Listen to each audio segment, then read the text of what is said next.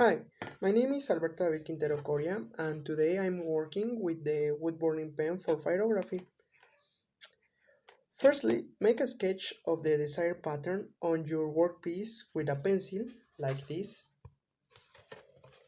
And remember that types of wood with smooth surfaces are particularly suitable for marking.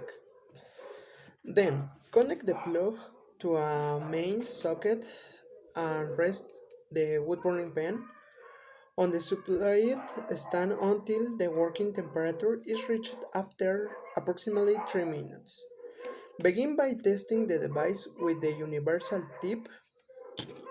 A sooty deposit can build up on the tip or the stamp during use.